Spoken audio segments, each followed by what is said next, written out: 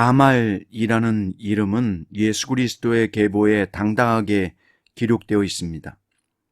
본문의 다말이 예수님의 계보에 수록되는 계기가 된 사건을 소개하고 있는데요.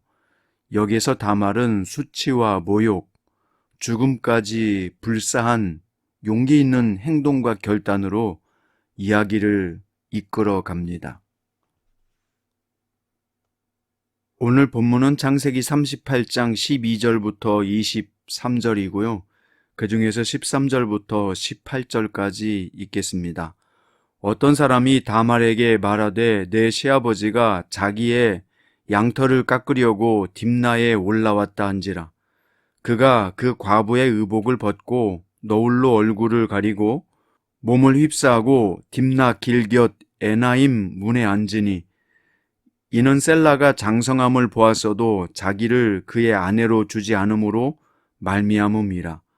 그가 얼굴을 가리었으므로 유다가 그를 보고 창녀로 여겨 길곁으로 그에게 나아가 이르되 청하건대 나로 내게 들어가게 하라 하니 그의 며느리인 줄을 알지 못하였습니다. 그가 이르되 당신이 무엇을 주고 내게 들어오려느냐? 유다가 이르되 내가 내 떼에서 염소 새끼를 주리라. 그가 이르되 당신이 그것을 줄 때까지 담보물을 주겠느냐?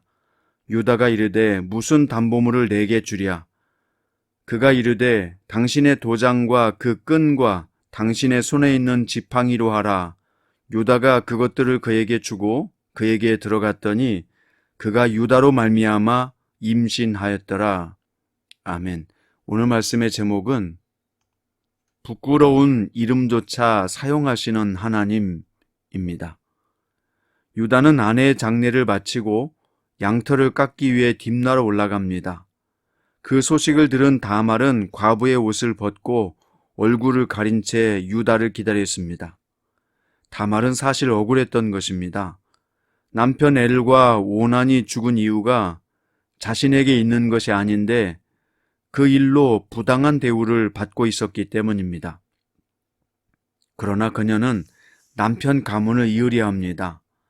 당시 가나안 사회에서 여성에게 중요한 역할은 혈통을 이을 자녀를 낳는 것이기 때문에 그것을 사명처럼 여겼던 것입니다. 어떠한 상황에서도 최선을 다해 자신의 사명을 감당하는 자들을 통해서 하나님은 당신의 뜻을 이루어 가십니다. 유다는 너울을 쓴 며느리 다말을 알아보지 못하고 창녀로 여겨 동침을 요구합니다.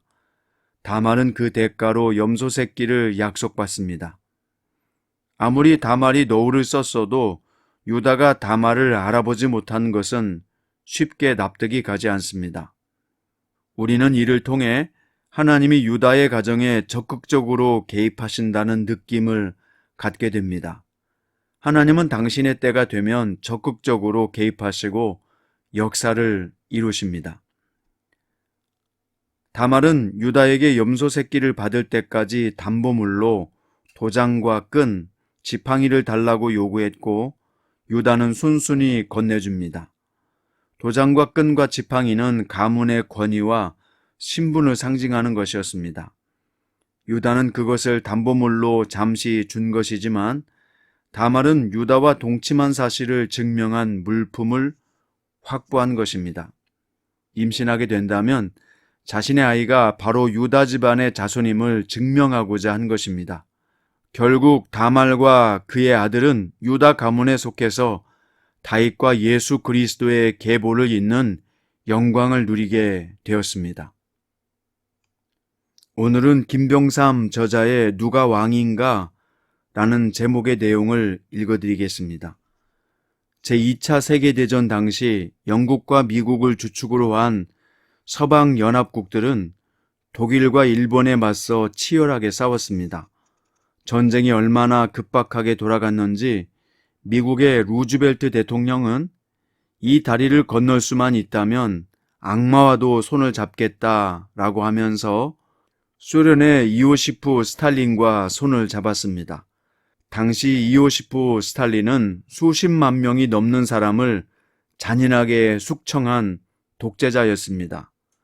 마침내 연합군이 승기를 잡고 전쟁을 마무리할 즈음 영국의 윈스턴 처칠 수상은 이오시프 스탈린의 야욕이 히틀러의 못지않음을 간파하고 철의 장막이라는 말로 그의 위험을 경고했습니다. 그리고 그의 경고는 전쟁이 끝난 뒤 현실이 되었습니다. 소련은 순식간에 동유럽과 중국, 중남미 곳곳에 공산 정권을 확산시키더니 1960년대 초반에는 세계 지도의 3분의 1을 공산화시켰습니다. 제2차 세계대전의 종결로 제국주의의 아성을 무너뜨릴 수는 있었지만 세계는 다시 공산주의와 자본주의로 나뉘어 싸워야 했습니다. 그 틈바구니에서 수많은 사람이 희생되어야 했습니다. 우리는 위험이 닥치면 어떻게든 피하려 불의와도 타협하고 싶어 합니다. 그러나 그 대가는 처음 당한 위험보다 더 참혹할 수 있습니다. 진리를 따라 사는 것은 결코 쉽지 않습니다. 가시밭길처럼 험난해 보이기도 합니다. 그러나 진리를 따라 살면 결코 후회하지 않습니다. 의인의 형통함에 고난이 없다는 뜻이 아닙니다. 크리스천이 불의와 타협하지 않고 말씀대로 살아갈 때 세상이 평안을 얻게 되고 우리는 최후의 승리를 안게 됩니다. 여러분, 그렇습니다. 진리를 따라 사는 것은 결코 쉽지 않지만 진리를 따라 살면 결코 후회함이 없습니다. 오늘 말씀의 결론입니다. 언약의 당사자인 유다와 그의 아들들의 잘못에도 불구하고 하나님은 가나안 여인 다말을 통해 당신의 계획을 성취하셨습니다. 죽은 남편의 자손을 낳고자 하는 다말의 열정을 귀하게 사용하신 것입니다. 물론 다말이 온전히 거룩한 여인은 아니었습니다. 우리도 여전히 부족하고 넘어지지만 신실하신 하나님은 우리를 통해 역사하시고 당신의 뜻을 이루실 것입니다. 우리는 오직 하나님만 의지해야 합니다. 그럴 때 하나님은 우리의 이름을 사용하셔서 당신의 귀한 일에 복되게 사용해 주실 것입니다. 다말처럼 말입니다. 기도드립니다. 사랑하는 주님, 우리는 오늘 남편의 자손을 낳고자 하는 다말의 열정을 보았습니다. 그 열정을 하나님께서 귀하게 여기시고 예수 그리스도의 계보에 오르게 되는 귀한 이름으로 사용하여 주신 것을 믿습니다. 우리도 인생이 힘들고 어렵다고 할지라도 신실하신 하나님의 역사하심을 믿고 예수 그리스도의 다시 오실 길을 준비하는 성도로 살게 하여 주옵소서.